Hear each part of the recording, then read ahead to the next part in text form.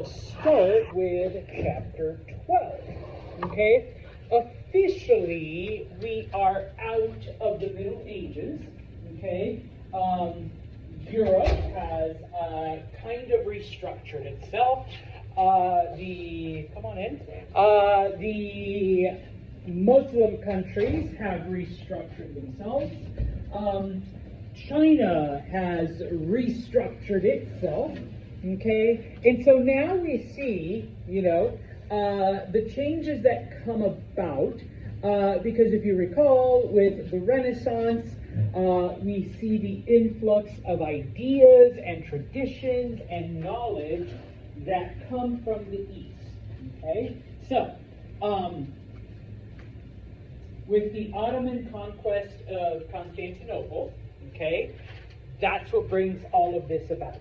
Okay, now, the Ottomans control basically everything, and so they also control all of the trade that is coming from China. I promise I'll come back. Okay, but you know me, I love maps. And if you don't know me, I love maps. Okay, the Ottomans control all of this. So if anything is going to come from the East, it has to go through them.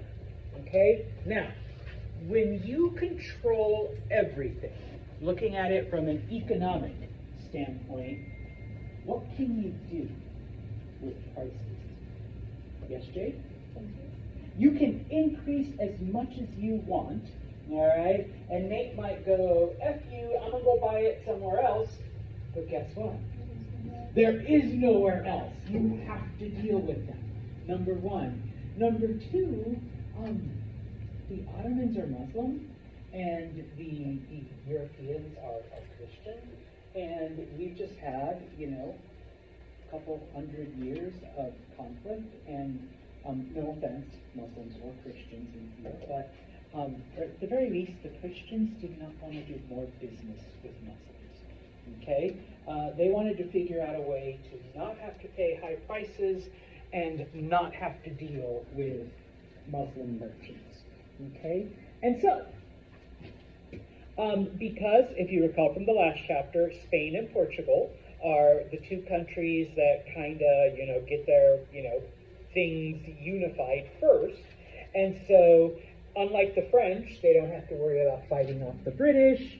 Unlike the Germans, they're not split up into 150 kingdoms and are competing with each other, okay? They don't have to worry about any of that, and so they are free to go out and start exploring, okay? Now, the Portuguese are first, okay, because they're the ones that achieved this, but the Spanish aren't too far behind, okay? Once again, I promise I'll come back to this, okay? Both Spain and Portugal are right on the ocean, Portugal more so, and so because you can't get past the Ottomans here, the Portuguese begin exploring south along the coast of Africa. Okay? Now, like I said, okay, and this is just summarizing what I've mentioned, the Ottomans are able to conquer large part of land, and we talked about this in the last chapter. They're able to conquer large parts of Europe, and they're able to achieve it for several reasons. Okay, and of course, Europeans, specifically the Spanish and the Portuguese, are slowly, trying to discover a way. The Portuguese are first, okay, and so they sail down the coast of Africa. All right, eventually they are able to make it all the way to India. Okay, so one more time. All right, now the specifics. Okay, no, not yet. Sorry. Looking at China, if you recall, this is the restructuring of China after the Mongols, after the plague. Okay, remember, okay, that it is the Ming Dynasty that comes to power after the Mongols are expelled and as China is recovering from the plague, from the effects of the bubonic plague. It is under the Mings that China begins an unprecedented level of growth, okay? Now, even though they are trying to limit foreign influence, because the last time we let foreigners in, oh yeah, those damn Mongols, all right? So we're trying to keep that out, but, okay, eventually, the lure of money, the lure of trade is just too much, okay? So they begin to trade with outsiders. Now, let's see if I have any with me. I don't, damn, where is my money? All right, I'll worry about that later. Okay, if you recall, those of you that had Spanish history one with Santos, and if you had it with someone else, and if you made it that far, if you recall, it is the Chinese that come up with the idea of paper money, okay? Coins eventually, gets really heavy and really bulky, but if I just give you a pretty piece of paper that says, give Mr. Santos this much in gold, it's a lot handier, it's a lot easier. And so the Chinese are the first to come up with this system, okay? When the Mings enter, they come in and are like, that's stupid. I mean, because if you look at it, and if I had like $1 or a $10 or a $5 bill to show you, okay, how much is a $5 bill worth? How much is it really worth, Jade? It's literally a green piece of paper with pretty pictures on it. I mean, that's it. When society collapses, you can use it to light fires and TP and stuff like that, because it's literally just a piece of paper that we have assigned a random value to. Okay. Now, of course, we're not there yet. Okay. Don't throw away your fives. Give them to me if you want. All right, but don't get rid of them yet. Okay. Well, the Mings are like, you know what? These are pretty pieces of paper with colors and drawings. Okay, they're worthless. Okay, and so under the Ming Dynasty, they bring back silver. Okay, now some people are like, why didn't isn't gold more valuable? I suppose, but the Mings were obsessed with silver. Silver was easier to come by, and so eventually the Ming government only accepts silver as payment for taxes, as payment for other things, and so basically the Ming desire for silver is what opens them up to trade with other countries. It's like silver overcomes their xenophobia. Okay, they're like, we can get silver, okay, fine. We'll let some of you foreigners in here. Okay? And so, if you were an outsider and you had silver, you were welcome in China. Okay? Now, what years are the 16th century? 50, all right, oh my gosh, yes. You guys are all historians, all right? Yes, subtract 100. All right, so during the 1500s, okay, most of the silver that the Chinese used came from Japan, okay? And in fact, the Chinese referred to Japan as the Silver Islands for this reason, okay? Not because it was silver colored, not because, no. That's where most of the silver came from, okay? Now, we'll talk about the Spanish taking over the world in a few minutes. They took over the Philippines in 1570. And then from there, the Spanish, eventually end up trading with the Chinese. And when they discover, hey, we only take silver, the Spanish are like, you're in luck, because a couple years, about 50 years ago, we conquered these native tribes, and guess what? The Aztecs and the Inca all had a shitload of gold and silver. And so the Spanish are able to buy pretty much anything they want from the Chinese because they're able to pay straight up silver. Okay? So, that's China then. Eventually they do allow foreigners, all for the promise of silver. Okay? Now, a couple other things begin to happen. All right?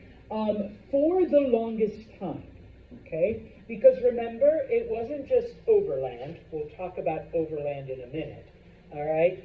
But you did have, boats and ships taking all kinds of goods from China into Europe, okay? That's also how the plague got to Europe. All right, so for a couple, for a while, all right, I brought this up on that. Okay, for a while, all right, this basically disappeared, okay, those ocean travels, because it's like, hey, last time your boat showed up, so did the rats, and we all got sick, and half the city died. All right, well, we're past that, people are accepting it again, all right, and so we begin to see then, once again, okay, ships from China going to India, going to Africa, and then from there heading up and into Europe, okay, not as much plague anymore, okay, so that trade is revived, and what does that mean for the Chinese? Silver, yeah. Okay, so they're good with it. Okay, all right, so maybe one or two rats get on board. All right, fine, but, the promise of silver. Okay, now, when it comes to the land routes, okay, once again, I promise, I'll come back, okay, the main one was the Silk Road, okay, that went overland, through, the old routes that Alexander the Great had carved out, and then eventually through Persia, through the royal road that Darius had built like hundreds of years before. Okay? That's not the only way anymore. Okay? We begin to see now routes through Central Asia. One of the things that the Mongols did that I suppose was good is they got rid of a lot of those marauding tribes that had existed for thousands and thousands of years, okay? And of course the plague comes along and kills the rest and kills the Mongols. So now those routes through Central Asia are relatively safe.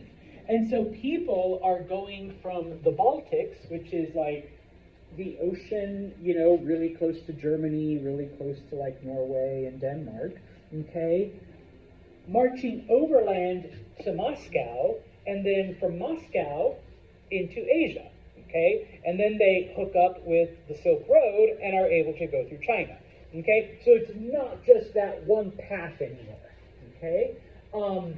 But of course, most of it still goes through Muslim territory, specifically the Ottoman Empire, okay? I promise I'll come back.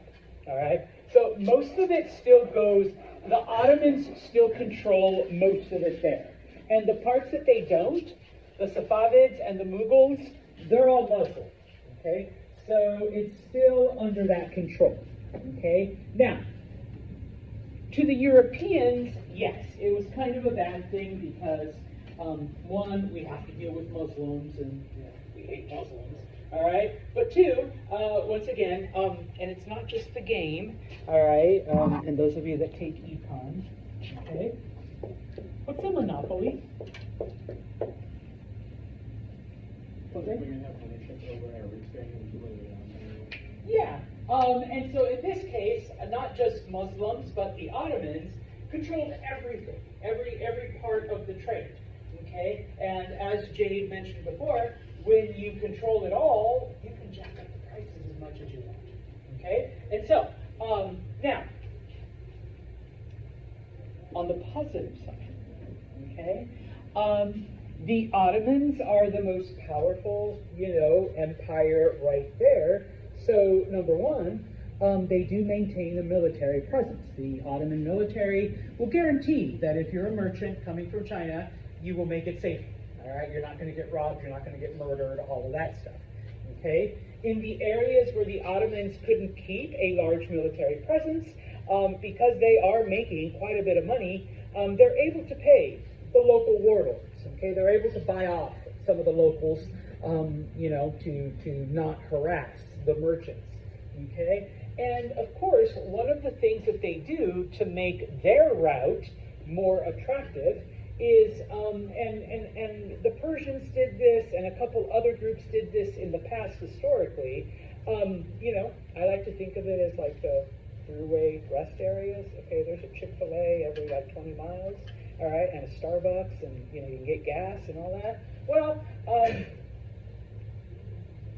you can rest your horses, you can rest your camels, you can spend the night, you can eat, you can do whatever, okay, in these areas. And all of it was maintained and paid for by the Ottoman Empire. Okay? So they weren't all that bad. Okay?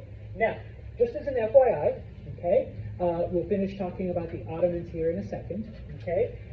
They conquered Constantinople. All right? And here I'm just kind of like summarizing, all right, giving you a bit more detail, all right, from last chapter. They conquered Constantinople. I don't ask you to remember a lot of dates, but May 29th, 1453. What happened on May 29th, 1453? Yeah, if I have to play a song for you, there is a song, you know, Istanbul, Constantinople, Istanbul. It doesn't mention the date, but you know, it'll be your earworm. All right. Frank's like, no, Santos, I need that song. So yeah, okay. After they take Constantinople, they continue. Okay. Suleiman the Magnificent, their greatest sultan, they're able to conquer Egypt. They're able to conquer the Middle East. They're able to conquer Iran. They're able to conquer into Europe. Okay. By 1550. The Ottomans are at the peak of their power. After 1550, it's a long slide downhill until 1990, when they completely collapse. But it's a nice 400-year slide. Okay? But they have literally conquered most of the known area that's there. Okay? And not only are they able to maintain it with their army, but the Ottoman Navy was the largest at the time. Okay, remember, this is the 1500s, so you're like 70 ships, Santos? Okay, yeah, that's a lot for back then. Okay, nobody else came close. Okay, because remember, you know, remember, you know, England and France are fighting each other. There's no such thing as Germany. There's just little German kingdoms. No such thing as Italy. There are just several Italian kingdoms. Yes, the Spanish and the Portuguese have their act together, but they're not really focusing on like, okay, how are we going to fight the Ottomans?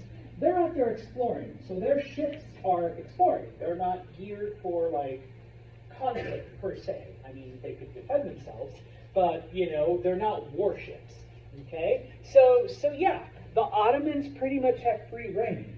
All right, now yeah, they eventually go downhill. All right, now they do explore. Some good things come out of this because they do explore various areas that no other groups have explored before. Okay, and they do publish one of the first guides, let's say, of the ocean. It's called the Book of the Sea, where number one, you know, they draw out maps so that, hey, we already went out there and this is what it looks like. So, you know, here's this map, number one. Number two, you have to remember, you know, go back to history one. During the 900s, the Chinese invent the compass. Well, the Ottomans are using stuff like that. And they're perfecting it. And they've got, I'll talk about a couple of other inventions where they're able to navigate, they're able to keep track of things. They're using advanced math to calculate longitude and latitude. And they're using, you know, complex math to come up with maps and things that are a bit more accurate. And so this is kind of one of the reasons why later on some random dude from Genoa goes to Spain and says, I know what I'm doing, because he reads the Book of the Sea and his math is off. But he does come up with some ideas, you know, that he's able to, I'm talking about Columbus, all right, that he's able to convince, you know, people to back him up. Okay, so obviously not a bad thing. All right, so once again, the map. Okay, so let's see what is going on. Okay, Egypt becomes the Ottomans' most important area. Okay? Throughout history. It's funny because in my History 1 class, we just finished talking about ancient Egypt. Egypt has always provided a surplus of food. Okay? Why? It's a desert. What is it about Egypt? The Nile River, yeah. One of the most fertile rivers on the planet, so it makes farming, pretty easy. In this case, the Romans, when they conquered Egypt, they became powerful. Alexander the Great, when he conquered Egypt, his empire was powerful. The Byzantines, in this case, when the Ottomans conquered Egypt, that becomes their most valuable thing and they become powerful. And yes, because it is the supplier of food for everyone who controlled it. Okay? Now,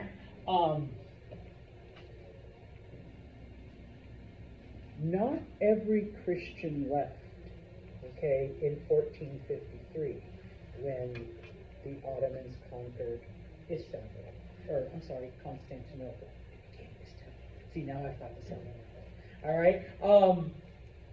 But with the conquest of Egypt, okay, and all of the Muslims that lived in Egypt, now the Ottoman Empire, okay, has more Muslims than it does Christians. Okay? No pun intended. This scared the bejesus out of Europeans. Okay? They're like, we've got this huge, immensely, insanely powerful Muslim country right there. Okay? And they tried to attack Persia, but they failed. Okay, the Persians were too strong for them. Okay, they conquered Constantinople. We already know that. Europe was still relatively weak from the plague. So in 1458, so not more than a couple years after Constantinople, the Ottomans conquer Greece. Okay. And so Greece is a part of the Ottoman Empire. They finally gained their independence in the early 1800s. All right, so for about, oh my God, I can't do math, 350-ish years, okay, Greece is under the control of a Muslim country. Okay, from there, they skip over and they conquer all of the Balkans. When we say Balkans, we're talking about places like Bosnia, Serbia, Croatia, Slovenia, all of that. They literally make it all the way to the gates of Austria, okay, before they're stopped. All right, so, and this is why, eventually, okay, not right away, it takes them a few years, eventually the Austrians, start pushing the Ottomans back and slowly out of Europe, which is why the Habsburg family becomes so popular, and they maintain their power until 1919 because they were the saviors. All right. Well, that is why today, Bosnia is Muslim, and you have a lot of Muslims in that area. Okay, because they were converted by the Ottomans. All right. So. Questions on the Ottoman Empire and what they did, because we are going to now focus then on Western Europe. Okay, like I said, Spain and Portugal were the first to get their act together. Portugal was the first, okay, ahead of Spain. All right, and so the Ottomans control the major trade routes. They have a monopoly over all of the goods coming from Asia. And so the Portuguese are like, okay, what can we do? They're right on the edge of the ocean, so it seems pretty logical, all right, that they can, head down and hopefully, live long enough and calculate correctly so that they're able to sail all the way to China, okay? Now, of course, the most logical way to go is south, all right, and follow the coast of Africa, all right? As I mentioned before, okay, despite the fact that they knew that the earth was round, despite their, math knowledge and their knowledge of sailing and their knowledge of all this stuff, there was still a lot of stuff they didn't know. And it's not like today where you can ask Alexa or Siri or use your GPS and you're going to get, you're literally going into the unknown, all right? Now, number one, because of this, the Portuguese always stayed within, pretty close contact to the coast, all right? Something goes wrong, you can just head to land, okay? Granted, there's, it's Africa. We don't know what is past the beach, all right? But we can stay close to land, okay? Now, during the Middle Ages, there was a legend of a kingdom in Africa that was ruled over by a Christian prince known as Prester John. Okay? It's like the Holy Grail. It was just a story, but people put a lot of credence into it. So this was one of the things that the Portuguese were kind of looking for. Like, if we can find Prester John and his kingdom, he's going to help us and go to China. Okay? So number one, they were kind of looking for that. Even though there really was no evidence of its existence, it was a story that had existed for hundreds of years. So let's go out and find this mythical kingdom. Okay. After that, we can find Narnia and Atlantis and some of those other ones. All right. Number two. Okay. When they don't find this kingdom, all right, the Portuguese realize, okay, at some point we're going to have to come back. All right. We've been staying close to land. It could be kind of good if we had some friendly areas where we know we can stop and replenish and refuel and get supplies.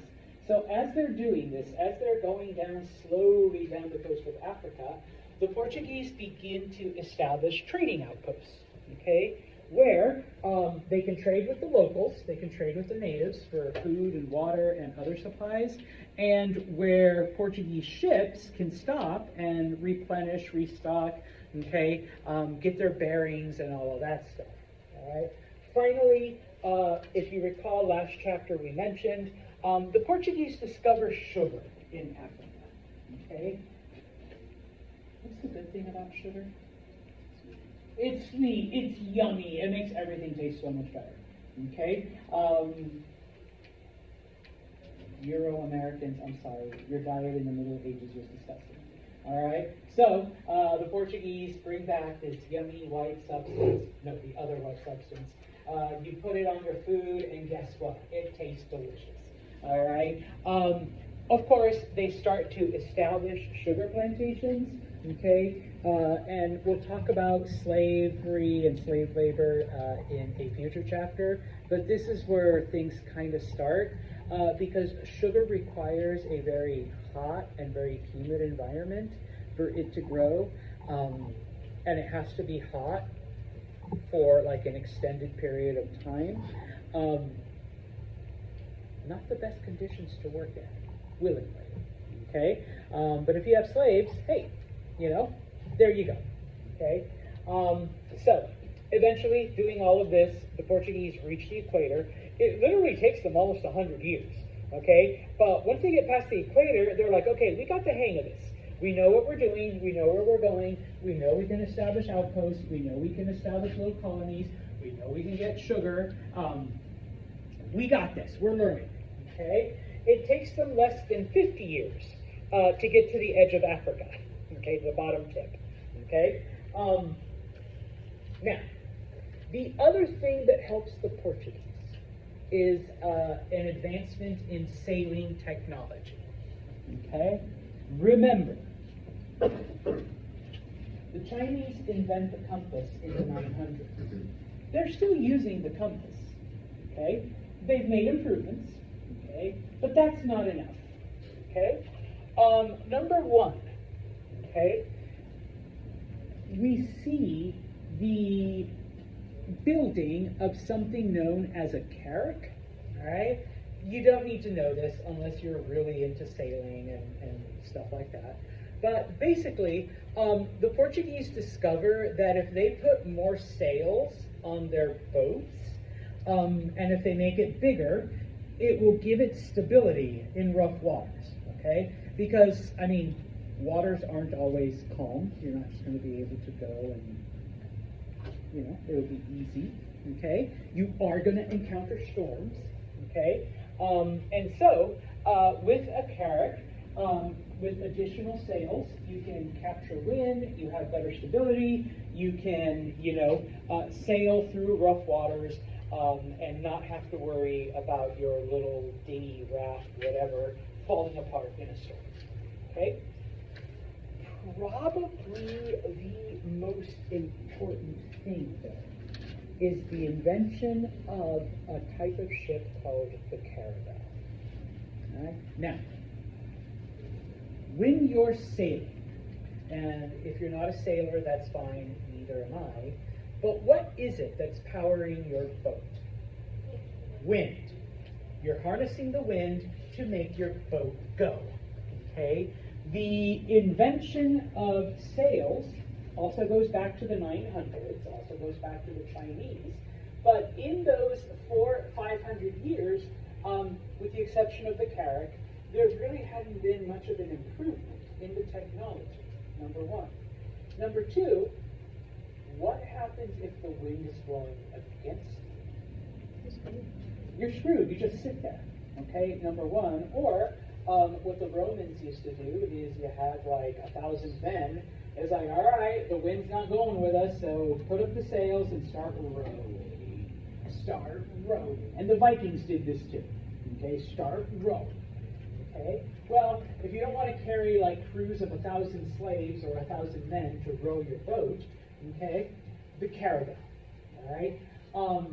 It uses triangular sails, okay, number one, as opposed to just a big flat rectangle. I mean, we're still using those, all right? But now they're adding triangular sails, and if the wind is blowing against you, you can turn them to capture the wind and push it into your big front sails, okay? So you're literally harnessing wind that's going against you and making it work for you, all right? Now, I wish I had it with me, but I've been to a couple maritime museums, and they let you play around with your little, you have to make the boat, which I'm not that great, but I did it.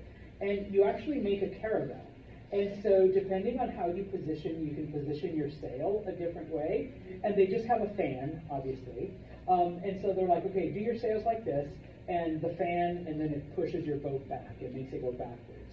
And they're like, okay, now position this sail like this. And suddenly, the fan that's blowing against your boat is going forward. Okay? Because the rear triangular sail is channeling the wind. Okay? I know, to us it's like, really, son? Yeah. Okay? It takes them hundreds of years to figure this out. Okay? That's okay. I would never have figured it out if I hadn't learned it at a maritime museum. Okay? Because I'm not a sailor. All right? But the Portuguese figure it out. Okay? And if you're a sailor, it's known as tacking, when you sail into the wind. Okay? With this, the Portuguese can go anywhere. Okay? They're no longer dependent on which way the wind is blowing. They no longer have to wait wind out. They no longer have to carry a rowing crew to, make the boat go. All right? The other thing, okay, like I said, there are improvements in the compass, okay, and the invention of the astronaut. Okay, if you don't know what that is, it's those ancient things that, you kind of back, forward, you can read where the stars are. And I only have a very basic knowledge of this, but if you know where certain celestial bodies are supposed to be in the sky, you can measure how far up the horizon it is, and you're able to calculate your longitude and latitude. I've seen it done with it. I mean, today we use GPS. I've seen it done with one of these old astrolabes. I've seen like these old tiny sailors get within 30 feet of where they think they are, and I'm like, this and just like math and hand calculations. And I'm sitting there with my iPhone like, oh, here we go. GPS says you're 30 feet off Northern. And it's like, I'm like, okay, but he's using this like 500-year-old piece of technology and like a pencil and paper, you know, to figure out where, well, with the invention of this, okay, now they can figure out where they are in the middle of the ocean, all right? Once again, the Chinese invented the compass. It's improved over time, and the Portuguese improved the astrolabe, okay, so that they're able to figure out, you know, where they are on the ocean, okay? Now, they make it around Africa, they make it to India, and they're able to buy, trade, do all the stuff, okay, with, you know, they've done it without the Ottomans, okay?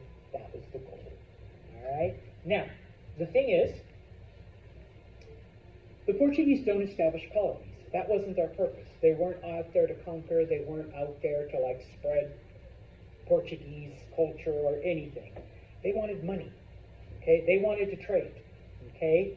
No offense, Euro-Americans. They wanted to exploit, all right? They wanted to get rich, okay? And in areas where the locals didn't want to deal with them, let's make these loud booms with our boat, okay? Let's use our thunder sticks that we can point at you, and, you know, not only does it make a loud noise, but that little thing that comes out will kill you, all right? And so now that we've scared the locals, we can now trade with them and take all the spices and all the gold and all of the good stuff. Now, on the left is a reproduction of a Portuguese caravel, and like I said, typically it's the rear sail that you can move, and that's what harnesses the wind, and then of course it pushes the front sail, okay? So you can actually sail into, you know, into the wind, okay? This is a carrack. It's what we think of when we think of these ancient boats, but it did have like 4 or 5 massive sails that provided a much more stable ride in stormy weather. Okay, so if it wasn't for these inventions and these improvements of the Portuguese, they wouldn't have, you know, done what they did. Okay, now the first person, okay, who does this for the Portuguese is a man named Vasco da Gama. Okay, he is the first to sail around Africa, okay, and into the Indian Ocean. All right, now this is a little fun thing. At the southernmost tip of Africa, the area is called the Cape of Good Hope. All right? That's a lie. Don't believe it. Okay?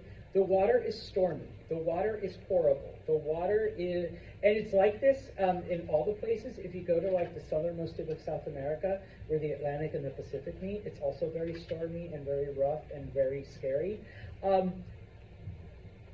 But you can't call it the Cape of, oh my God, we almost died and drowned because there's storms every day. Hope. So they called it the Cape of Good Hope, all right? So that more people would follow them, more people would come along, okay? And so he sails around. He is now in the Indian Ocean in East Africa, okay?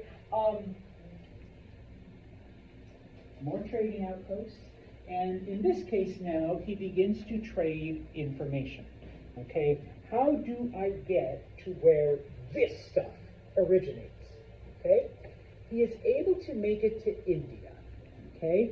And in India, all right, like I said, even though some people don't want to trade with these foreigners, our cannon and our boomsticks that fire lead balls that kill you convince the people otherwise. And so the Portuguese soon established the city of Goa. Back then it was called Calicut, today Calcutta, as their trading outpost, as their, you know, bases. They leave, you know, some Portuguese behind, and with that they're able to continue their trade. Okay, FYI, Vasco da Gama goes back to Portugal with his ship overloaded of all kinds of stuff. He makes a 5,000% profit on everything that he sells back. Yeah, oh yeah, he dies a very rich man, okay? people who see him are like, that's it, I want that. I have to do that. So anyone with a half-decent boat and a semi-competent crew begins to sail down Africa, around it, and up into India, and make all of these profits, okay? Vasco da Gama has already established, outposts. He's already established Goa and Calcutta, so it's already there for other Portuguese to do this, okay? Eventually, the Portuguese do make it all the way to China.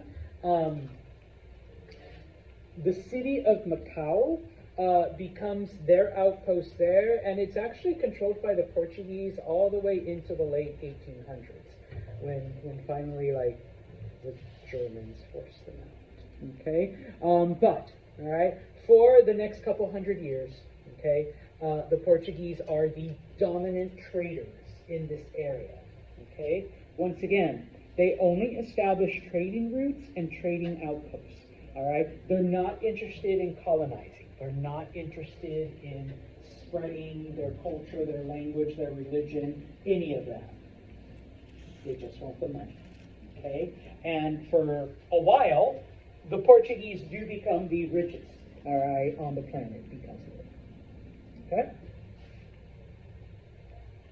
So, once again, okay, and yeah, boom, all right? Am I in Spain? I am in Spain. So we will stop right here, okay? I know, we're early, please don't tell on me. About 10 minutes, all right? But on Friday, we will talk about